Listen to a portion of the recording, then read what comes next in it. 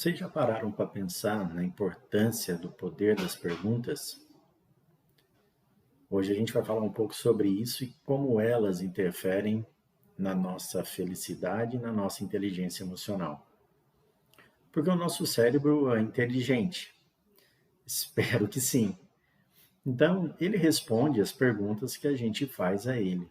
Então, sabendo fazer as perguntas corretas, a gente adquire as respostas corretas.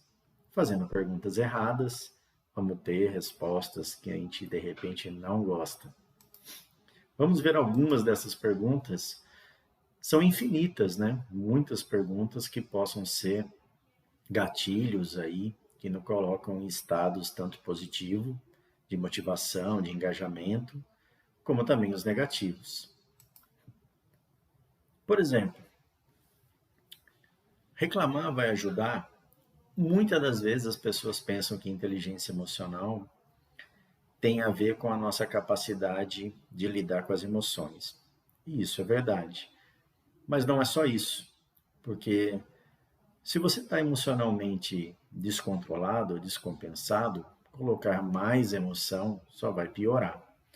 Então, o segredo é que a gente traga essa emoção por equilíbrio, para o nível da razão. E as perguntas acabam nos ajudando nesse exercício, em fazer com que a gente controle a nossa emoção através de um equilíbrio com a razão. Então, a primeira pergunta que nos traz a razão é: reclamar vai ajudar? Com certeza não, porque se reclamasse, nossos boletos estariam pagos, nossos problemas estariam resolvidos, as pessoas seriam do jeito que a gente quer. Então, reclamar não faz as coisas e os problemas se resolverem por si só, não é verdade? Uma outra pergunta: como eu posso resolver este problema? Quando a gente faz uma pergunta usando o como, e a gente vai falar disso no próximo slide, a gente cria possibilidades. Mas a gente já vai falar um pouco mais sobre isso. Mas como você pergunta como posso resolver, você vai achar soluções. Já se você pergunta por que isso aconteceu, ou o que aconteceu, ou quem é o culpado, vai só te trazer nomes, apontar dedos ou arrumar muletas e desculpas. O como já vai te trazer algumas opções de solução. O que está te impedindo de fazer isso? Muitas das vezes a gente trabalha bem e fazendo coach, a gente percebe isso com vários clientes, de que fazem um plano lindo de ação, de trabalho, mas esquece de identificar e atuar no que impede ele de realizar aquela meta, aquele objetivo. Por exemplo, eu sou uma pessoa que quero ir para a academia, mas se eu passar em casa, o sofá me abraça e eu não vou. Então, o que me impede é ir para casa. Então, de repente, a melhor estratégia é ir direto do trabalho para a academia. Eu quero fazer um regime, mas eu acabo comprando algumas coisas que não deveriam comprar. Ou seja, o que está me impedindo é a disponibilidade, o acesso àqueles itens que acabam sendo minha fraqueza. Outra pergunta: que outras escolhas eu tenho? A gente sempre tem escolhas, né? A gente falou ali no módulo de decisões, a gente tem infinitas decisões por dia. Quais vão ser aqui eu vou escolher atuar, né? Então, quais são as escolhas? A gente sempre tem escolhas. Nem sempre temos só um jeito de resolver as coisas. Quando você pergunta, amplia também as possibilidades. Como eu vou me sentir quando eu conseguir? Que já é um exercício de visualização. Quando eu atingir essa meta, quando eu conquistar o que eu desejo, quando eu resolver este problema, como vai ser o meu estado emocional? Isso acaba nos direcionando com mais engajamento para esse propósito. O que eu posso aprender com isso tem a ver com o que a gente falou do mapa no território, a forma como a gente registra, a questão do pressuposto, né, de que não existe fracasso e sim aprendizado. O que eu vou aprender com essa experiência que eu estou vivendo agora? O que eu vou guardar de útil dela e não de ruim? Algumas outras dicas importantes também aqui dentro dessa parte, que tem a ver com a questão de imagem, né? Que a gente chama de regra dos 4 segundos. Normalmente, o nosso cérebro demora 4 segundos para criar uma definição, né, ou uma ideia, ou muitas das vezes uma verdade sobre alguma coisa, sobre alguém. Então, cuidado, né, com relação à imagem que você quer passar. Não existe certo, não existe errado, mas tem o certo e errado de acordo com o teu propósito, o teu objetivo.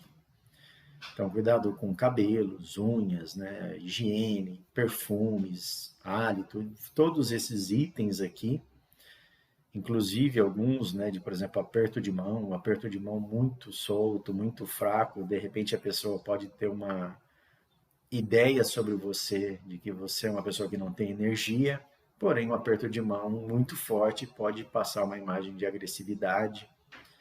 Há questões, né, de roupa, cores, tudo isso tem a ver, de novo, se você quer influenciar alguém ou um ambiente, você precisa conhecer aquele ambiente e entender como ele funciona, principalmente nessas questões de imagem, porque às vezes você não vai ter uma segunda chance de passar uma imagem adequada para aquele contexto. Por fim, algumas dicas, né, da parte verbal.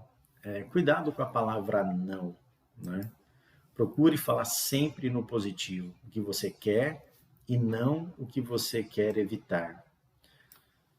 Normalmente, quando a gente usa a palavra não, o nosso inconsciente meio que apaga isso.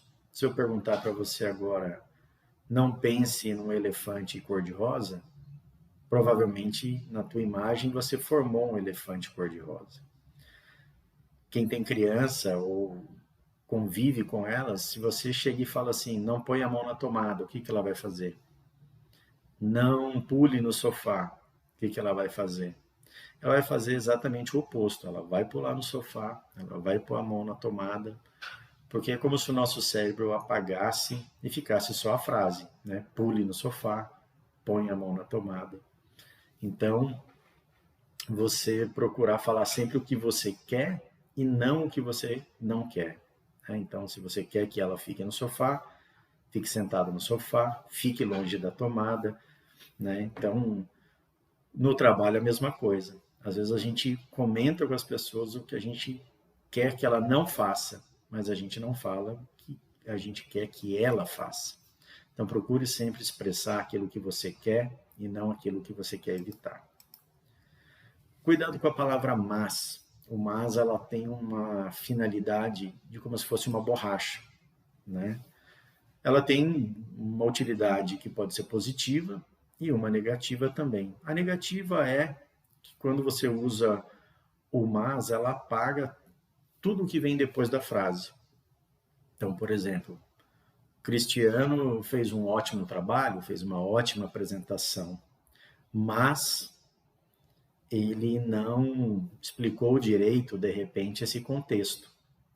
Ou seja, acabou guardando a última frase, né? Carlos fez um ótimo trabalho, mas ele precisa aprender mais sobre isso. Quer dizer, o ótimo trabalho dele ficou muito pequeno perto da crítica que vem depois. O mas pode ser útil quando você quer mudar uma imagem, né? Cristiano não fez uma boa apresentação, mas ele tem boa vontade e potencial. Carlos não fez um relatório tão bom, mas ele está progredindo muito dentro da sua função. Então, o mas tem essa capacidade de apagar o que está para trás e reforçar o que vem para frente. Procure substituir o mas por e, né? Então, se alguém chega para você e fala assim, em vez de você falar assim, ah, legal a tua ideia, mas vamos fazer isso. Se você usar, legal a tua ideia, e se a gente fizesse isso e isso? Você está adicionando, você está agregando, contribuindo sobre o comentário dela, sobre a ação dela e não eliminando o que ela fez. E cuidado com a palavra tentar. Né? A gente não tenta, a gente faz. né? Então, evite a palavra tentar. Ah, eu vou tentar mandar o relatório para você, eu vou tentar te encontrar amanhã, eu vou tentar concluir isso amanhã, eu vou tentar finalizar isso, eu vou tentar fazer aquilo. Procure usar sempre no verbo da ação. Eu vou entregar o relatório, eu vou encontrar você amanhã, eu vou finalizar isso no tal prazo. Tire a palavra tentar, que ela enfraquece o comprometimento da tua frase. Ok? Vamos praticar então dessa forma e até o próximo módulo.